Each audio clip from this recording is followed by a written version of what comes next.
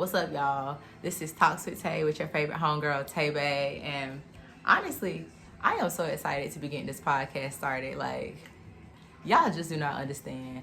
For so long, I feel like I shortchanged myself and going after the things that I want.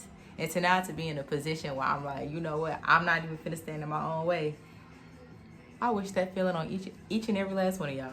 Like, it ain't no feeling like you going to the top. Like, let me tell you something. Like, the sky's the limit. Like, it's only up from here. And honestly, why I say that so happy, why I say that with a smile on my face, it is not an overnight process. And being able to get to the point to say, you know what, I'm finna choose myself. Like, honestly, it's not. While we love to talk about self-care, self-love, we like to say it in like this nice little cute peachy fuzzy way. Like, the process into being able to attain or even identify with saying you love yourself, the process of being able to say, you know, I'm gonna pick myself and actually do it and mean it. Like, ain't nobody really want to talk about that, because nobody really want to have to put their heart on their sleeve and be like, you know what, at one point in time, like, I really wasn't the best me.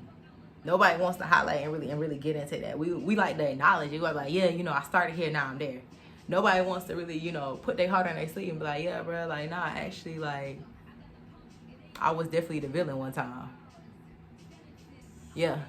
Sometimes, you know, even though I feel like I always had the right intentions, I went about it the hella wrong way a lot of the times.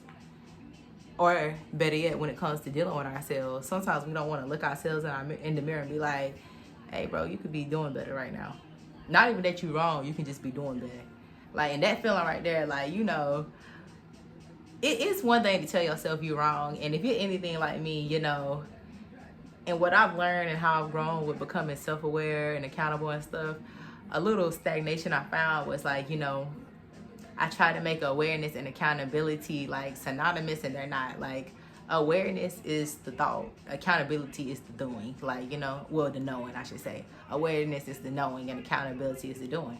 And it's for so long, like, I was aware, but I was not accountable. Like, and that's kind of like that's an insane combination, low key. Like, to be aware that, you know, you could be doing better, you know, to be aware of the things that's wrong with you and just kind of like, I mean, like, that's just how I am, deal with it. And more so in the aspect, like, you really don't see nothing wrong with it. Like, it's not that I thought that, you know, I was like a bad or horrible person. I just felt like I had stuff wrong with me. That's it.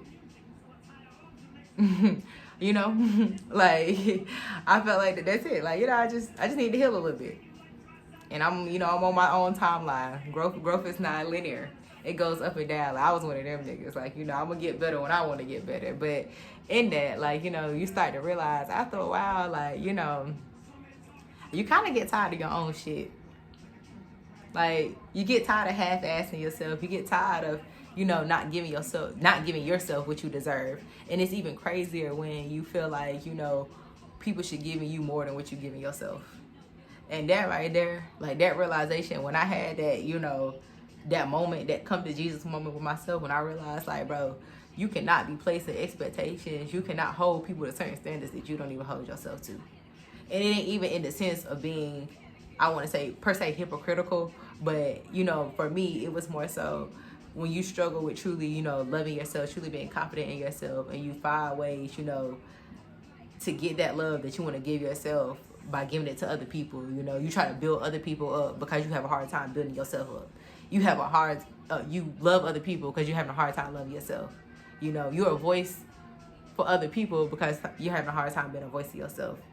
And, you know, after a while, like, it's nice and cool to say, yeah, I like making people feel good. But after a while, you know, those people continue to feel good, grow, and achieve and do things for themselves and whatnot. They move on and go on with their lives and you giving so much of your energy, so much of yourself, so much of your time away. And you turn around and you look and you feeling half-assed, half empty and depleted because, you know, you feel like everybody done took you for granted. Everybody's taking advantage of you and whatnot. And it's just really, you gave too much of yourself. You should have been giving more to yourself.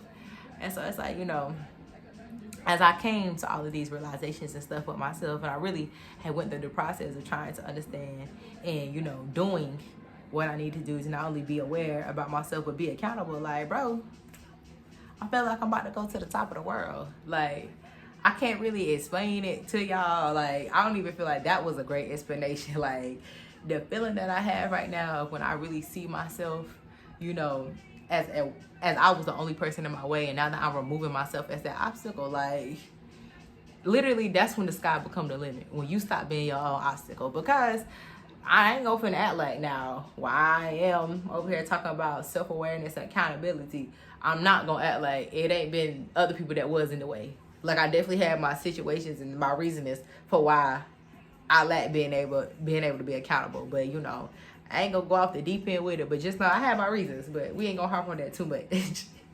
It is easy. And that's so easy. It is so easy to point your finger at everybody else and be like, yeah, this made me that way. Well, I dealt with this growing up. I was bullied growing up. I was molested as a child, so I got the right to feel this way. I got the right to act like this. Oh, I experienced this in undergrad. I did that. This happened. This and that happened. Oh, I'm healing from this trauma and that trauma. So how I am, like, y'all got to suck it up. Because while I know, you know, I need to be better. While I know I'm trying to be better, like, y'all need to be patient and stuff with me and whatnot. And it's like, you putting all these demands and stuff on people, but you're not giving them that same respect and demand back.